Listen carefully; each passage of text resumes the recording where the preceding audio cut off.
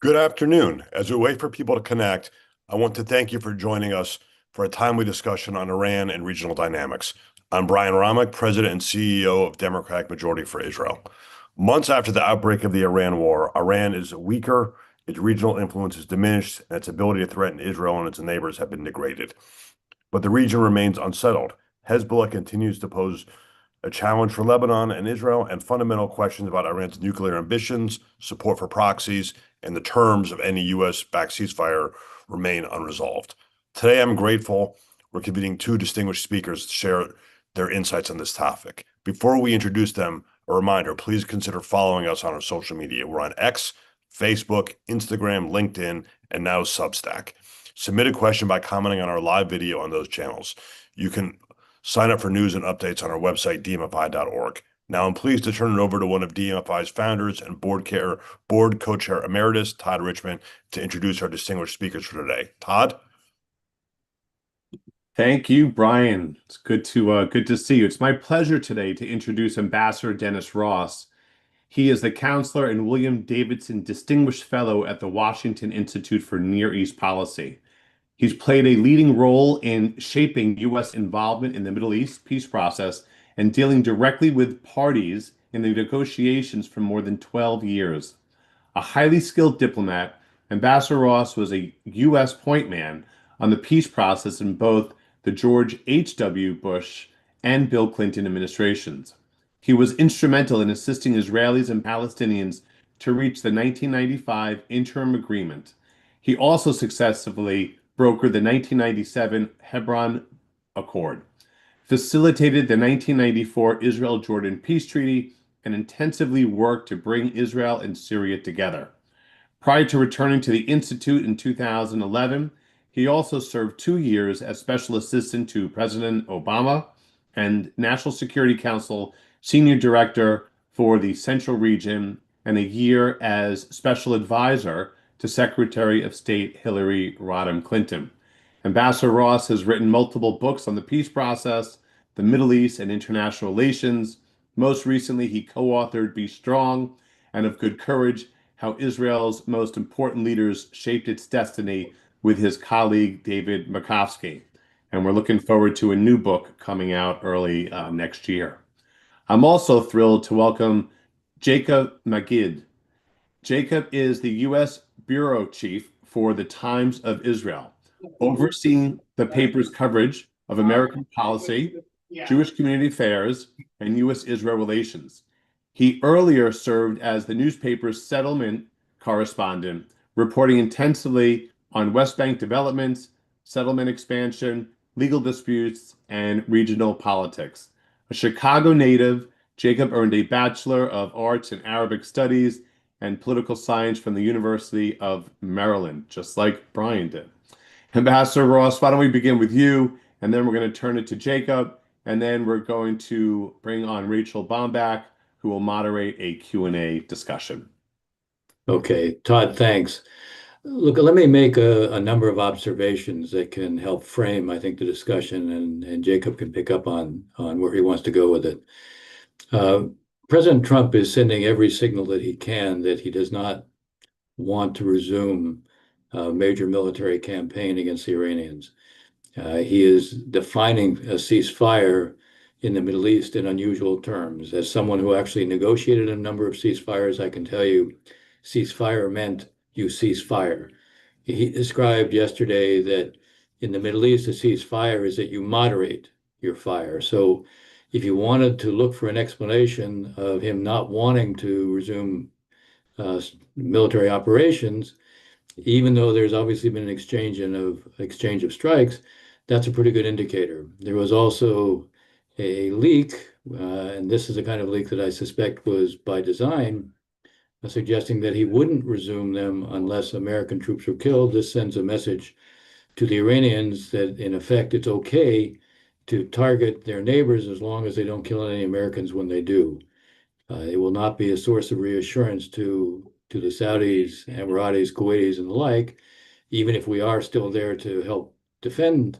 But it sends a signal to the Iranians, number one, that he really does not want to resume whatever threats he makes about resuming a serious use of force when he when he defines a ceasefire as being something other than a ceasefire, when there are leaks from the administration that suggest he won't resume the use of force in a serious way unless American troops are killed. These are messages that the Iranians clearly, I think, take and understand. And I think the question becomes, even as he says, he thinks we could have an agreement by this weekend. We'll have an agreement by this weekend if the Iranians decide they're ready to close and they're satisfied with what they're getting. Now, part of the problem here is that pretty clear that they want to make conditional a ceasefire in Lebanon. There isn't a ceasefire in Lebanon, but there is a kind of agreement about what won't be hit. So Israel can't hit Beirut, and Hezbollah is not supposed to hit into Israel, but the level of intense fire within southern Lebanon and maybe in areas, some areas outside it, is continuing. If the Iranians make it a clear condition that there's no MOU without it, I suspect we will see the president once again impose on the prime minister. I think one thing that comes through is not just that President Trump would like to get this over, and we could get in the Q&A. I can go through the details of what the MOU is and what is preventing it at this point.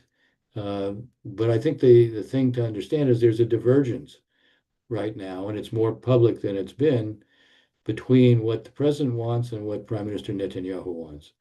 The president wants to get this over. The most important thing for him right now is to get the Straits of Hormuz open because of the impact that has on the global economy and the price of oil. The price of oil, don't be misled, the price of oil has been contained, but because there were large inventories, big reserves that existed, most of those are being drawn down at this point. So the longer this goes on, the ability to manage the price the way it has been is going to become more difficult.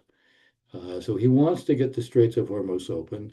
The essence of the MOU is basically the Straits of Hormuz are open, and then there's a 60-day clock, which is designed to produce an outcome on or an agreement on the Iranian nuclear program. Again, we can get into the details. When the president says they'll never have a nuclear weapon, of course, if you read the preamble to the JCPOA, the Obama nuclear deal, they commit to not having a nuclear weapon, but their behavior was quite different from that because the nature of their enrichment, obviously after Trump pulled out, they began to violate the terms or limits of JCPOA. During the Biden administration, they did much more, including in response, they said, in response to the Israelis attacking a facility that was producing centrifuges, they then began enriching to 60%, for which there is no justifiable civilian purpose.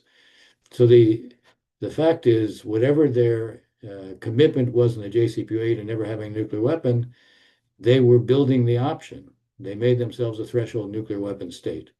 And so there's plenty of, there is a gap between that commitment.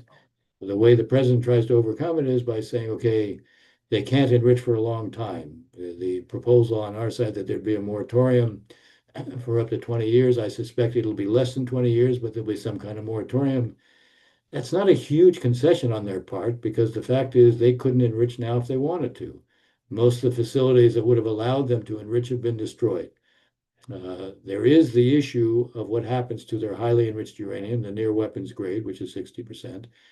What is not talked about is while they have maybe 11 to 12 bombs worth at 60%, they probably have another 5 or 6 bombs worth at 20%. We don't hear much discussion of that, but these are the issues that supposedly would be resolved in the 60 days. And they are connected to the issue of sanctions relief. I'll conclude this because I'll have a piece that comes out in the Washington Post that suggests at one level, the Iranians, when this war ends, have to then confront the real contradictions within the system. This is a system that on the one hand, an IRGC, Revolutionary Guard dominated leadership will want to rebuild the defense industrial base, 90% of which has been destroyed. They'll want to rebuild that. They'll want to rebuild their inventories. They'll want to rebuild the production facility to make missiles. The drone facilities have not been touched that much, but the ballistic missiles have. And they'll want to rebuild all that, and that will take a lot of money. And yet they're going to need to rebuild a civilian economy that is bedeviled by high unemployment now, all sorts of shortages, and a regime that can't meet the fundamentals of governance, which is provide water, provide electricity, and a currency that has some value. Those are basic contradictions that, if nothing else, they argue for minimal sanctions relief so that they don't get much of an economic lifeline. But those are the issues that will end up being sorted out in the 60 days once you have the MOU. Whether we have an agreement on the MOU soon or not, as I'm suggesting to you, is going to be determined by when are the Iranians ready to conclude, and how much are they likely to make this conditional on Lebanon? What's going to happen between now and then? On the issue of Lebanon, we can get into all that on the Q&A. I'll stop there. All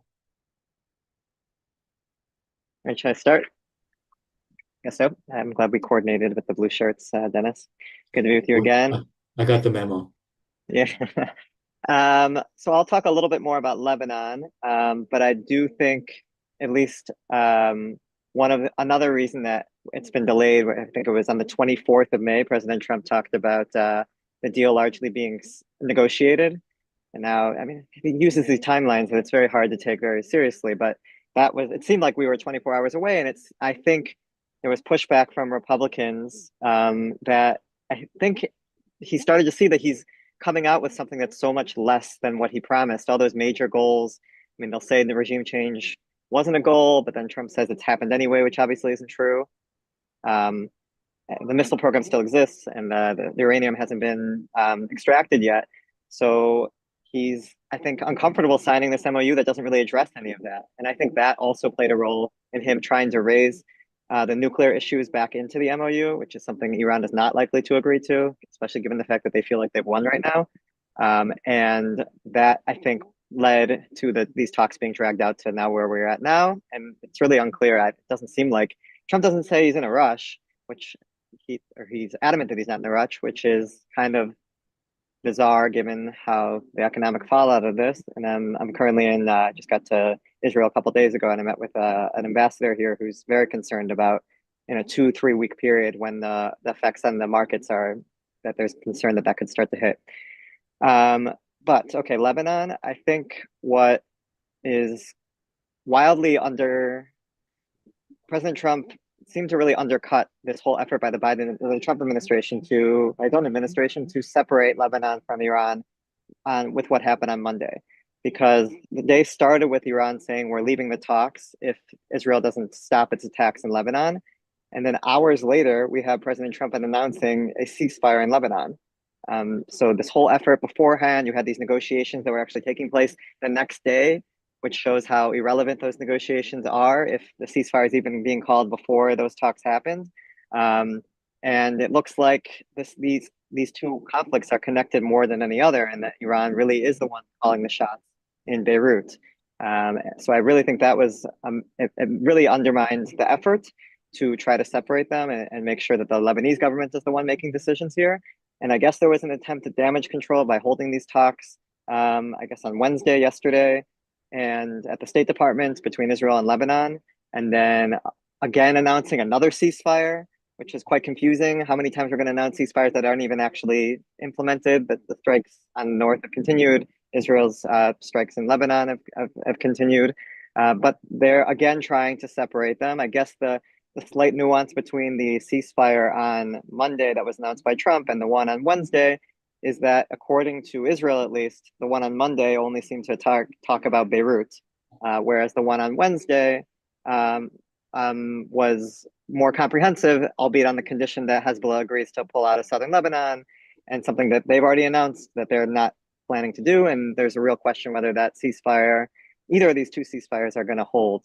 So that's quite problematic. And I think Prime Minister Netanyahu is trying to deal with the political fallout of this. There was this very unfortunate phone call between him and President Trump on Monday, before the ceasefire was announced by Trump, where it was quite well reported by Axios about what the swearing and the nobody likes you or everyone hates you and the whole region hates Israel that President Trump was telling Netanyahu. And now it seems in Israel that, and the criticism that Netanyahu is facing is that he's not the one making decisions. It's that President Trump is. And it clearly seems to be the case on this Lebanon file that he put all of his leverage and all of his eggs in the basket of President Trump. And that meant allowing him to make these kinds of decisions because it paid off dividends, obviously, in the beginning of the war, as far as Netanyahu was concerned. But now it's a different picture. And I think he's facing the fallout for that. I will say that I think some of the criticism that Netanyahu is facing is a little, maybe not hypocritical, but definitely not inyani, not substantive in some ways, because I think when it's coming from people like former Prime Minister Bennett and even former Prime Minister Lapid, a lot of it is focused on, well, you're not the one. The U.S. is making decisions here; it's not us, and we want to go even harder in Lebanon, as if that is what was going to make a difference. Israel keeps pushing in further and further into Lebanon to maybe demonstrate that it's doing something. But in reality, that's not the further they go in Lebanon is not addressing the key issue right now, which is Hezbollah's drones, these fiber optic cables that Israel just doesn't have a response to yet. The IDF is telling people in briefings that they are close to getting a solution, but we're seeing soldiers die almost every day and attacks into northern communities as well. So this idea that from the criticism from others in the opposition that Netanyahu needs to go harder or listen or say no to Trump, as if other people would be able to say no to Trump, I don't think that they would have a better position to be in. And I think that should be taken into account. But we're in election season right now, and I would expect that kind of criticism to continue. And I guess it's part of the fallout for pushing this war to begin with. It's understandable why, as far as Netanyahu is concerned, why he did. And I think he felt that it was worth risking U.S. support for Israel, worth risking the sovereignty that Israel might have in other conflicts to be able to take on Iran with the U.S. together in full force. But there are ramifications that he's now seeing play out.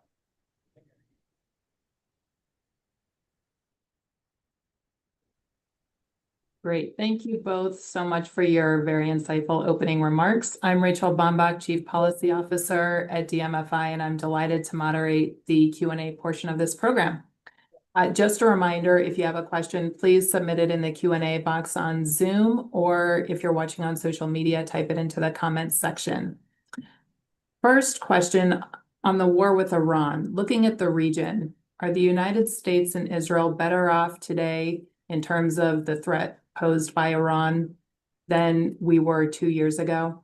Ambassador, why don't you start and then we can turn it over to Jacob. Look, if you measure it solely in terms of Iran's capability to move quickly towards a nuclear weapon, if you measure it in terms of their capacity to produce ballistic missiles, if you measure it in terms of the broader weakness within Iran, within the country as a whole, and the deepening of the contradictions, the answer is we're better off. If you measure it in terms of Iran actually having a strategic lever they didn't have, really two that they didn't have before, the most important being the Straits of Hormuz, but also the fact that even when they've been weakened and dramatically set back, they're still able to threaten the oil facilities of their neighbors. And we can't guarantee protection against those soft targets. We can mitigate the threat, but not stop it. We're worse off.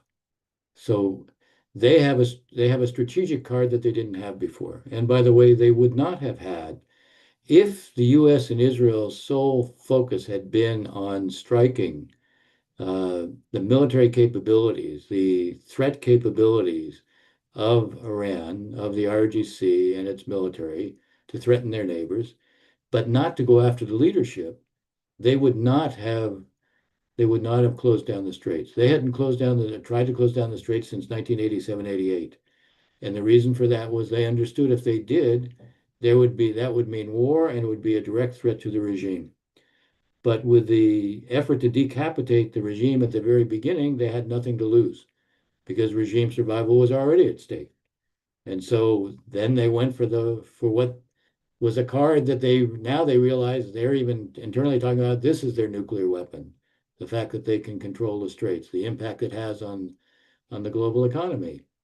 The fact that they also struck their neighbors, even though their neighbors will say this demonstrates that you can't count on kind of any kind of modus vivendi with them. It won't change the reality that those neighbors will still decide that they need to have some kind of relationship with Iran. So from that standpoint, they're better off. Strategically, they're better off. So how you reconcile these two, in my own mind, they will have a bigger problem when the war ends, and then they have to really contend with, as I said earlier, all the fundamental contradictions within the system. The competition, especially a Revolutionary Guard dominated leadership, those who say, yeah, but they'll be more national, less ideologically driven. I'm not sure what that means in practice. What I do know is they will try to rebuild the military, try to rebuild the capabilities. That will come at a very high price, number one. Number two, you could raise the question, the June war, the 12-day June war, did dramatically set back their nuclear program.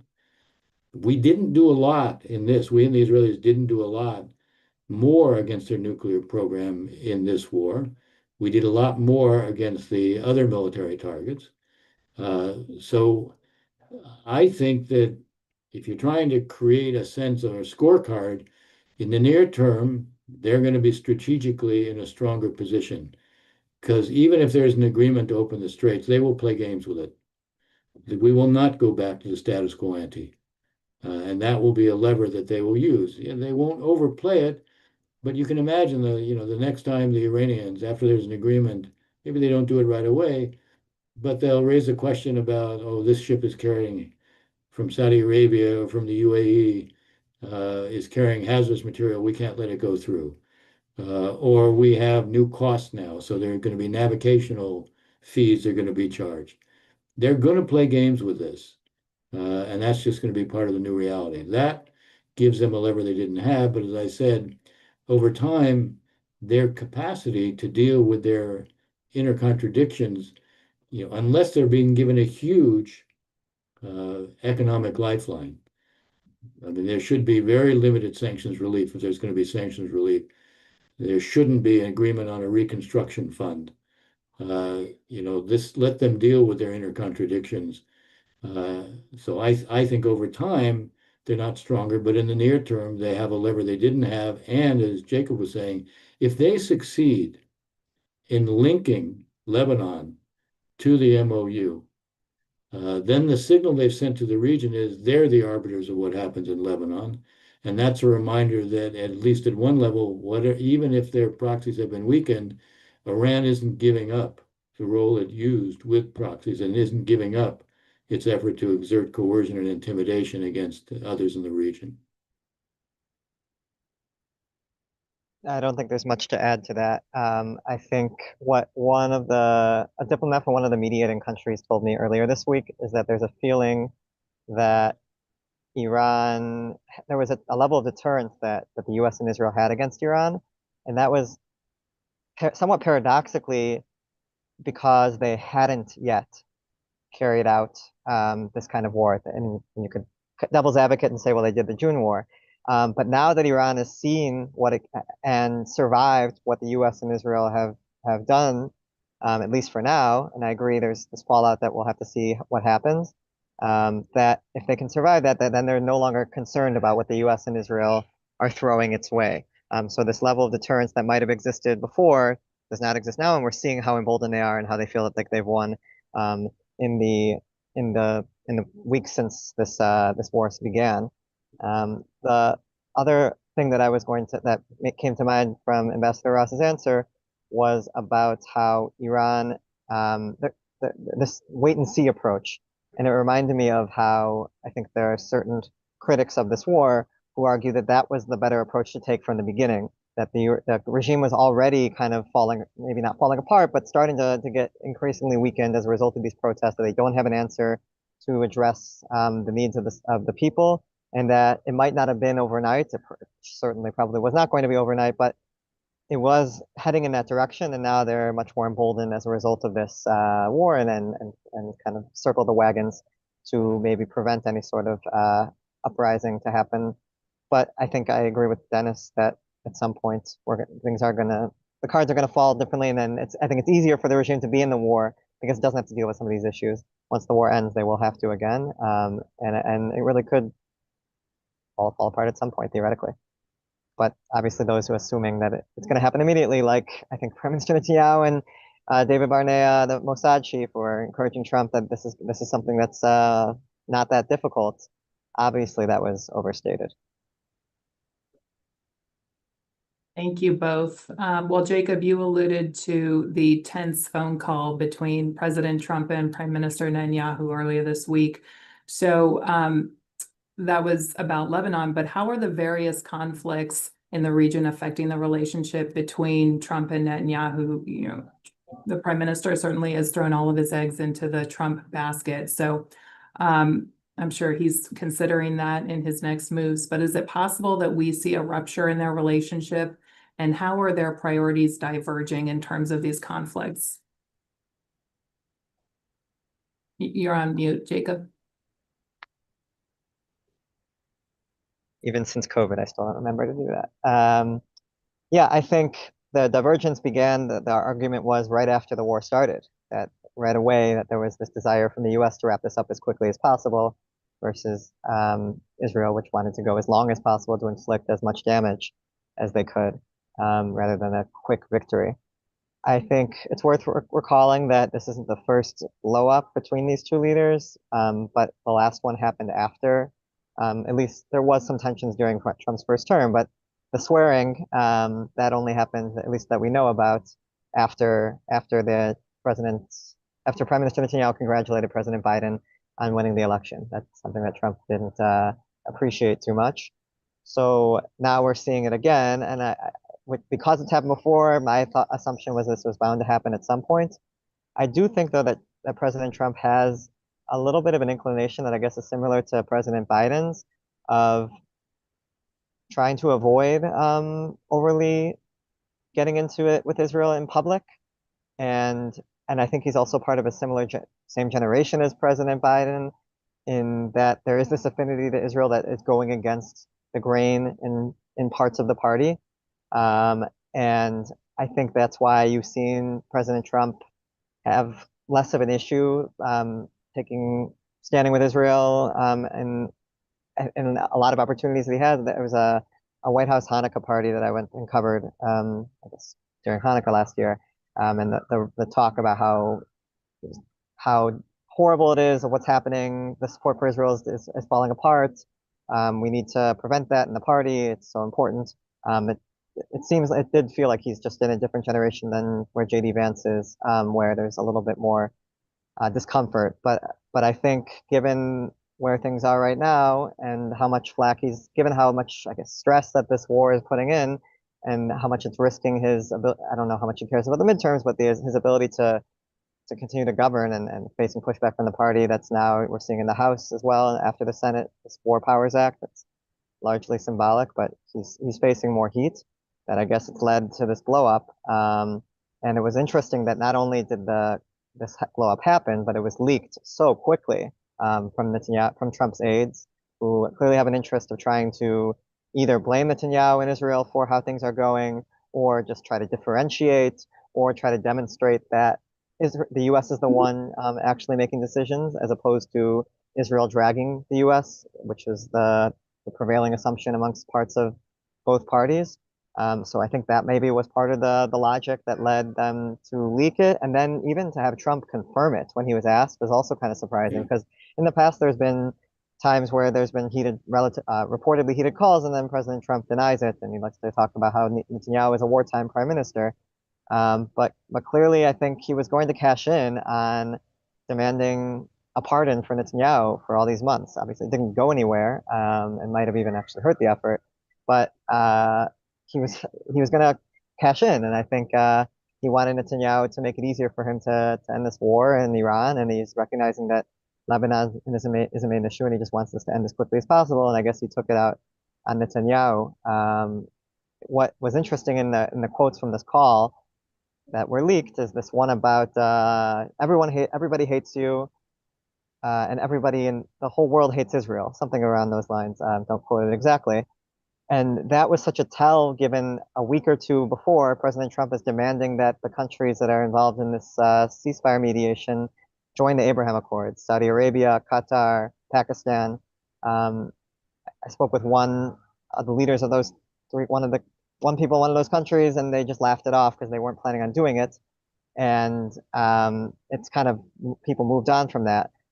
But the idea that Trump recognizes how unpopular Israel is makes it even more silly, this request that these countries join the Abraham Accords now under this government a few months before elections is just utter fantasy that that was going to happen. And I think it's why we kind of moved on since then. Maybe during the 60-day negotiation period, Trump will bring it up again. I don't think it's going to be part of the MOU, but it's not something that's going to happen. Thank you. We have a question from Esther. We know very little about what's actually going on inside Iran. What's your sense of how vulnerable the regime is right now or into the immediate future? And a related question from Lois, is the popular revolution in Iran now over? And let me add, how long do you see the regime surviving, and who comes to power if it falls? So, look, right now, I think Jacob and I were saying the same thing. The irony is, the longer the war goes on for this particular leadership, it provides an excuse for why they're not dealing with any of the fundamental, profound public needs. The war will end at a certain point. We'll get to this MOU. I said, I still think the Iranians are the ones who will determine that moment when they decide it's time, or when they've achieved what I think a big symbol for them is Lebanon right now because of the implications it has for the region. But in terms of the public, it's quiescent at this point. I think mere survival, costs have gone up dramatically, huge inflation, foods are not available the way they were. People are just surviving right now. I don't see in the near term, and I should add one other thing. The regime has been acting in a peremptory fashion. Anybody who they identified as a threat, they have arrested. They've been draconian in terms of this, and they've been carrying out executions as well. So they're trying to preempt as much as possible. They restored the internet, but basically they're charging a lot for it. They're trying to create different gradations, or I would say different categories of people who can use it. The thrust tells me that at this point, the public, when this is over, will be mostly relieved. You're not going to see them pour back out into the streets. They are quiescent. I think they're quiescent for a reason at this point, partly because how many they killed in January. But sooner or later, it's going to come back. I think the thing, I mean, I talk about something that Khamenei, the supreme leader, not of blessed memory, one of the things he feared was the emergence of an Iranian Gorbachev. He used in his speeches. When I wrote Todd referred to my most recent book is not the book he mentioned. It's called Statecraft 2.0, and I have a 50-page chapter in there on Iran, and I went through several dozen of the Supreme Leader's speeches from the 90s to 2024. And there was this recurrent theme. There was quite a few recurrent themes. Actually, I described those speeches as being mind-numbing. But there was a recurrent theme about Gorbachev. You had to be mindful. This is what you had to guard against. He was always worried that an Iranian Gorbachev would emerge. You look at what happened in the aftermath of the 12-day war, and there was criticism from within the elite in commentary that emerged publicly about the failure of the Supreme Leader's strategy of investing heavily in a regional proxy network, which cost huge amounts of money and came at the expense of Iran. Those voices are quiescent now because of the war. The public itself is quiescent now because of the war and because of the crackdown. When they have to contend in the aftermath, it's not going to be immediate, but you're going to lose that quiescence. Those who had a problem with what was done before, when they have to contend with everything that's going on in public attitudes, and even the Revolutionary Guard, their own rank and file, or the besieged, their own rank and file will not be immune to what are all the shortages and the difficulty of life. And at the same time, they have to make choices where they're trying to invest huge amounts of money in terms of rebuilding the defense industrial base, or trying to provide or providing support to Hezbollah and maybe Hamas. I mean, those contradictions are going to sooner or later, the level of discontent, which will be quiescent or at least tacit for a while, over time it's going to emerge. So if you're asking for is something immediately going to happen to the regime, the answer is no. But if you ask me a year from now, could we see a change? The answer is yes. But is it going to be the collapse of the regime? I doubt it. But is it possible that we will see pressure to open up, pressure to reduce the level of confrontation with the outside world, pressure to do more to address the needs of the Iranian public? Those pressures could lead to the emergence of what Mujtaba's father, meaning the current supreme leader's father, was very concerned about. So if you ask me 12 to 18 months from now, I wouldn't be shocked to see some changes in Iran. Do I think it's going to be a collapse? I don't. But do I think there can be some changes that could be for the better, where they focus much more domestically, less and focus want to end their isolation? I think the potential of that in 12 to 18 months will be quite significant. A couple things that come to mind. The risk, what makes these negotiations so problematic, and the kind of the quagmire the U.S. faces, is that I think this has probably been said by people who are smarter than me, but if you have a war, it weakens the regime, and if you have a deal to end the war, it strengthens the regime. So I do think that needs to be taken into consideration in terms of, yes, they will likely have to address problems that they're unable to address, but they will be getting strengthened by this deal in some way. It's legitimizing them. It's likely going to give sanctions relief that's going to be more than what I'm sure the U.S. has hoped and what Trump has promised. And maybe even there is some sort of control that the Iran has in the Strait of Hormuz. The U.S. is trying to prevent that and trying to insist on MOU terms that make it impossible for Iran to continue controlling the straits. But it's very easy at this point for them to do so, given that lack of deterrence that I think is there. On the timeline, I tend to think if you're anyone giving you an exact timeline for when they could collapse, I think shouldn't really be taken seriously, especially because I think the ones who are often doing it are the same ones that were saying that this war would go very differently than it has. So I think that's important to note. By the way, I agree with that. I think one of the things that has to be understood is nobody is good at predicting regime change. What should have been sobering with any claims about how fragile Iran was is how in the history of the CIA, they have never once predicted correctly the collapse of a regime. So, and I'm saying even now, I don't think the regime is going to collapse, but I do think you could see pressures from within that over time can produce a change. Thank you. Let's move to Lebanon and Hezbollah directly. We have questions from Monique and Susan that both revolve around the relationship between Hezbollah and the Lebanese government. And the questions are, how can we expect Hezbollah to agree to a ceasefire when they aren't a party to the negotiations? And given the failures of past ceasefires that relied on UNIFIL and the Lebanese army, what is a reasonable strategy for Israel's security? And let me add, Jacob, I'd be curious to know, based on your reporting, how realistic is the prospect that the Lebanese government and military they seem to have the willingness, but the capability to truly degrade Hezbollah's capabilities?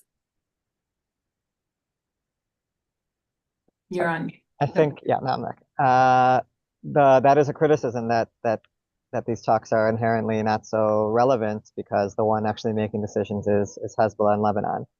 And that's why there's been this push from some of these other Arab countries that have a stake in Lebanon to try to have the Speaker of Parliament, Nabi Berri, who's part of the Amal party that's linked to Hezbollah, and he has a long relationship. Maybe it's gotten a little bit worse over these past couple of months.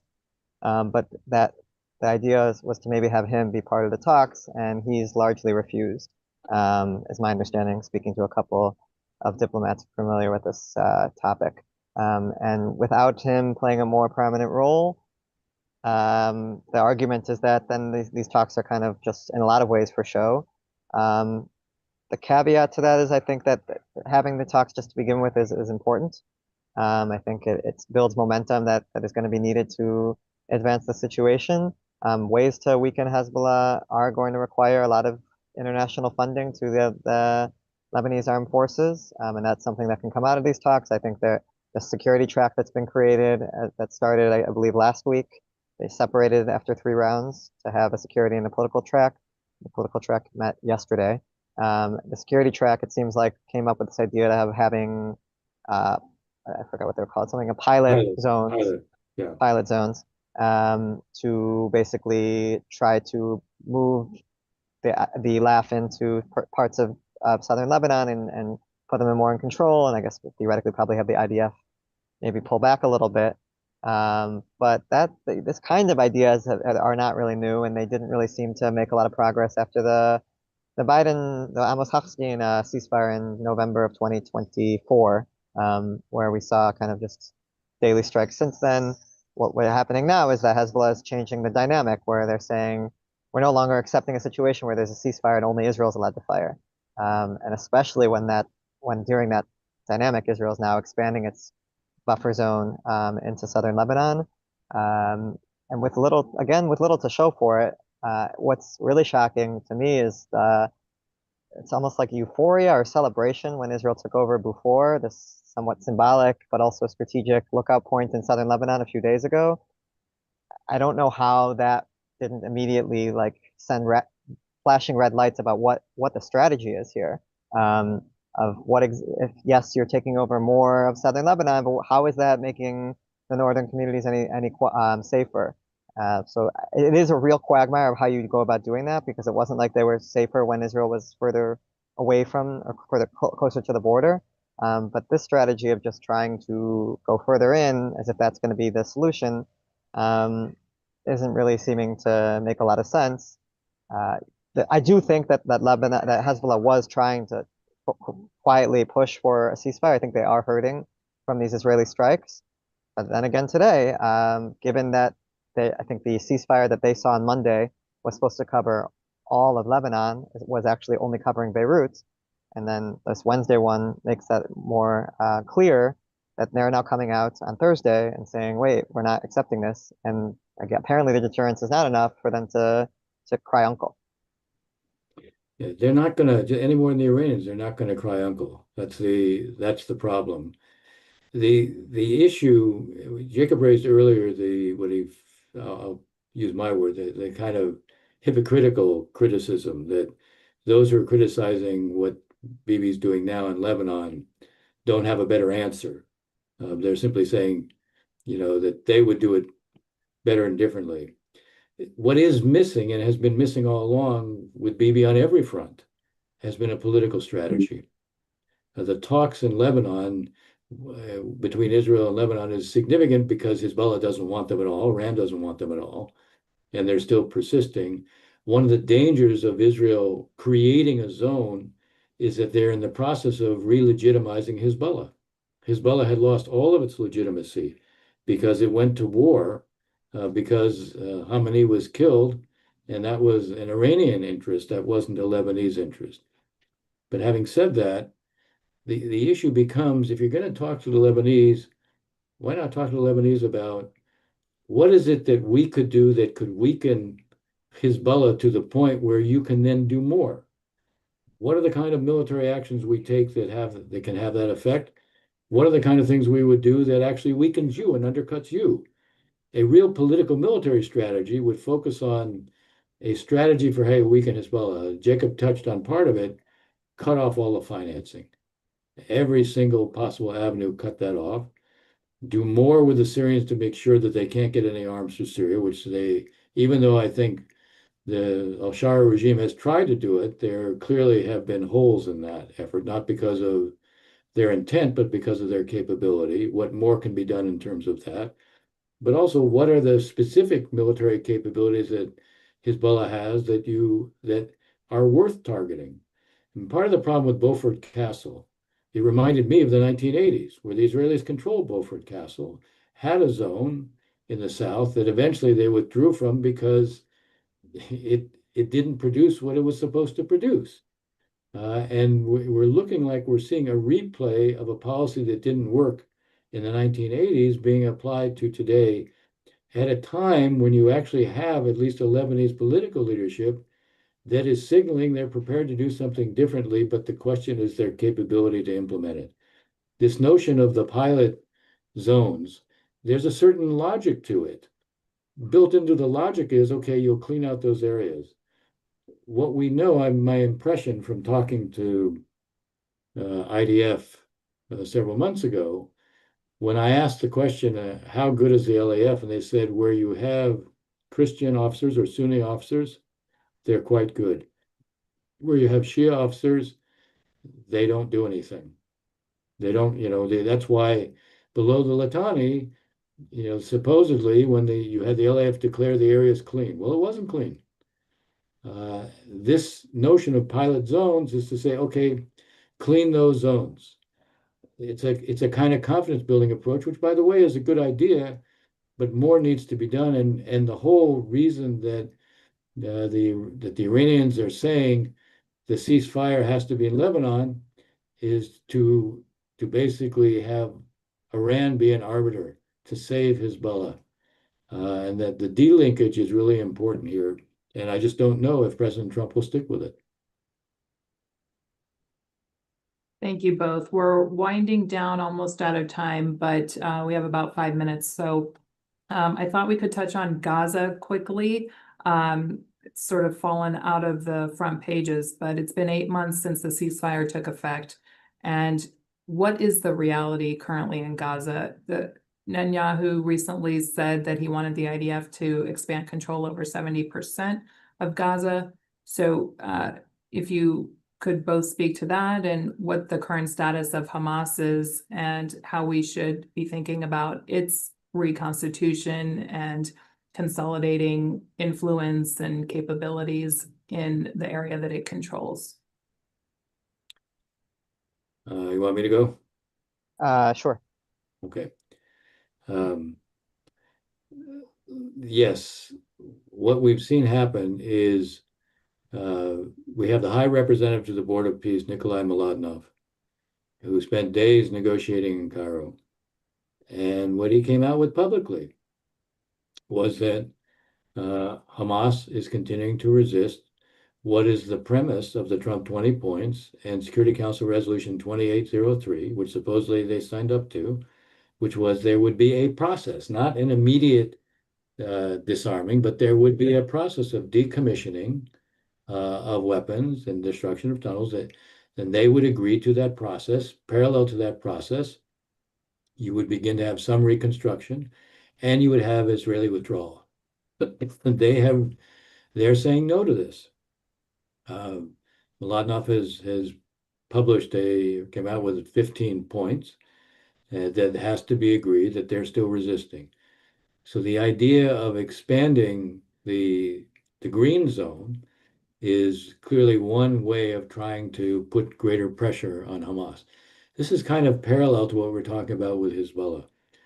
Hamas has been able to use what was the ceasefire to reconstitute itself, to ensure it controls the red zone, to exploit the humanitarian assistance, to monetize it effectively, to recruit more people. Now they're younger, less seasoned, but they have their grip on the red zone, at least the part that they still control, which is probably 40%, has tightened. Unless you can build more pressure on them, very unlikely to get them for this to succeed. So that means squeezing them more economically, making sure the humanitarian assistance can't be exploited by them. Is Israel expanding the scope of the green zone? Is that a good idea? Maybe it adds to the pressure.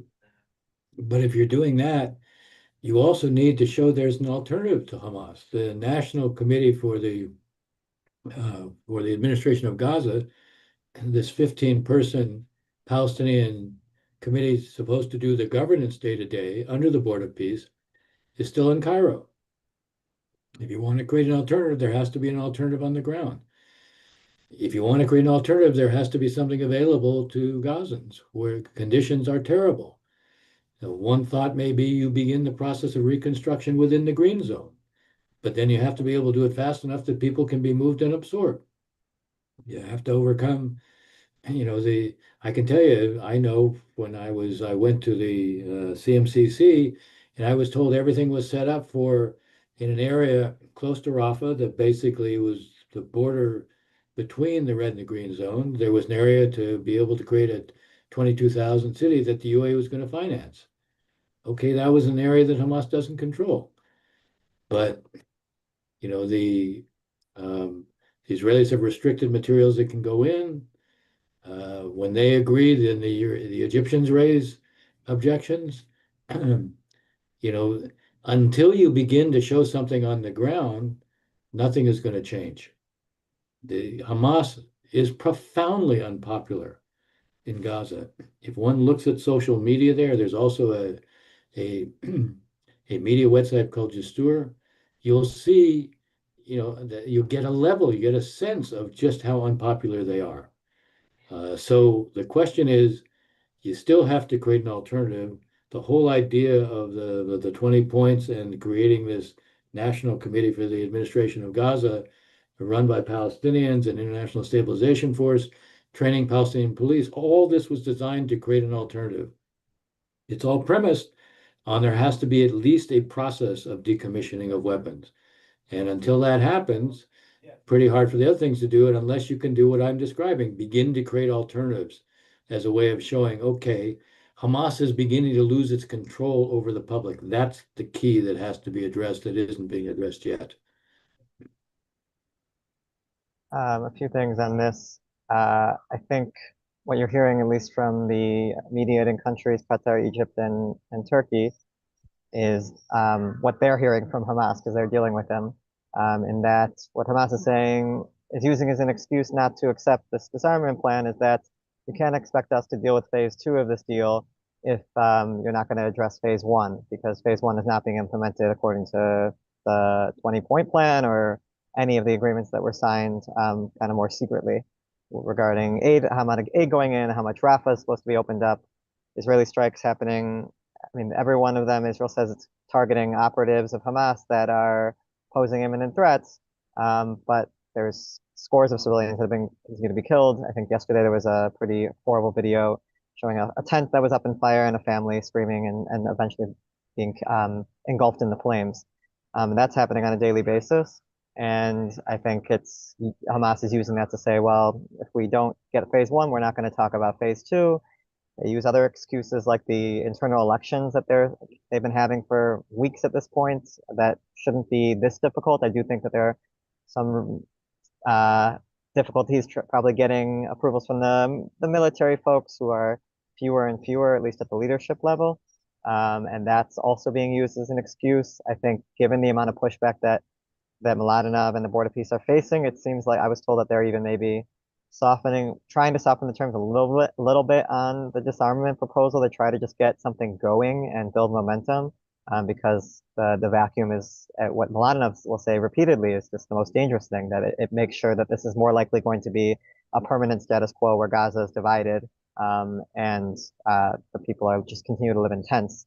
I spoke with while I'm currently in Israel with a security official here who was much more optimistic that they think that Israel could actually the IDF could do some sort of operation in Gaza that within a matter of weeks, he said, could finish the job, and that it involved moving this population of 2 million people that are squeezed into what's roughly 30% of Gaza now to vote back and forth over this several week period in order to clean out Gaza. And he pointed to this fact that you had these 2 strikes, I think within 11 days of each other, that killed 2 of Hamas's military leaders.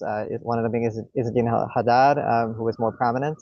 And that happened thanks to the expansion of, I guess the English equivalent is squealers, people who are willing to collaborate with the IDF and tell them where these people are located. There's many more of those in Gaza right now. is what this IDF security official said. And they're trying to, they believe that they can really finish the job here with another military operation, something that we've heard before, that it didn't happen over these 2 years. And yes, there's not a hostage crisis anymore, and it makes it a little bit easier to operate, but it also requires a US okay, and it's not entirely clear what at least if we're just focusing on the assassinations, what that is accomplishing, because they've been doing that from the beginning of the war. And it hasn't led to the total collapse of Hamas. I do think Izzeddin al-Haddad was someone that did have more of a sway, and maybe there will be some practical implications on the ground, but it's not like Hamas is going away. Beyond that, I would just draw attention to the West Bank, because I think it's not nearly as bad there as it is in Gaza in terms of the humanitarian conditions, but there's a lot of things stacked up against stability right now. With settler violence, it's not even, we used to say in reporting at TOI, near daily basis. It is on a daily basis, more emboldened, more violent. It includes killings, not just graffiti spraying. You have tens of thousands evacuated from the refugee camps that IDF is carrying out counter-terror raids there, that they are elsewhere, and that's just been somewhat normalized. Outposts, illegal outposts that are illegal under Israeli law, ballooning everywhere, while demolitions, because Smotrich is in control of this, of a lot of different Palestinian villages that are unrecognized, have expanded. Checkpoints are everywhere. I was stuck in one for 3 hours yesterday, where there was bumper to bumper getting between Ramallah and Bethlehem. And the PA has no money because Israel's withholding the tax revenues that are the main source of its income. And we're now talking about, according to the PA, $5 billion that it doesn't have, and it can't pay its workers. So a month ago, it was 2,000 shekels. Everyone got a flat rate, whether you were a doctor or a sanitation worker. And that's obviously not sustainable. I think that it will go up a little bit in the next month because they realize how much pushback. But they have this banking crisis as well, and there's nowhere to put money because Israel's put restrictions on the banking crisis that it has on the banks because there's concerns about terror financing. And it's also asking the Bank of Palestine to close hundreds of accounts. That's causing a lot of pushback. And then you have just the general dynamics of the day-to-day that make it much more unstable. And I think there's always, for years, we're always told about the PA could collapse or there could be another intifada in the West Bank. And I've been coming here pretty regularly and seeing that hasn't happened yet. But look at all these ingredients that are there, and you tell me how that could be a recipe for anything else besides disaster. Yes, well, thank you both so much. Ending on that happy note. We have many more issues to discuss, like the upcoming elections in Israel and the future of U.S.-Israel MOU on aid. And we'll talk about those issues in future webinars. So I'd like to thank Ambassador Ross and Jacob for participating. It's always a pleasure having you. And I'm now pleased to turn it over to DMFI President and CEO Brian Romick for closing remarks. Thank you, Rachel. I want to thank the ambassador and Jacob for their insights and observations. We couldn't ask for more knowledgeable or thoughtful experts to help inform us.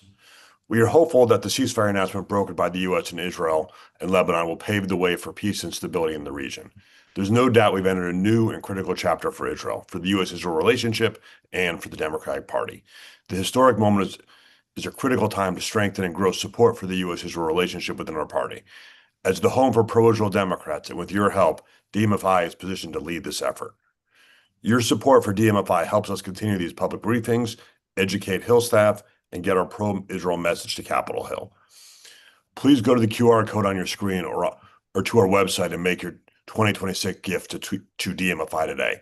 I also want to briefly talk about our electoral work with our separate sister organization, DMFI PAC. DMFI PAC's new majority project is working to help Democrats take back the House in 2026 and to do so with pro-Israel Democrats. No other pro-Israel organization is doing this. On Tuesday, the majority project continued its success, improving a record to 2-0. We had a huge victory in a critical California battleground where our pro-Israel candidate, Monty Van Wilpert, advanced to the general election, building on our win in Texas 35. It's Texas's 35th congressional district. Last week, where Johnny Garcia defeated a repulsive anti-Semite funded by the Republicans. The work continues later this month with races in Maine, New York, and Colorado. Thank you again for joining us today.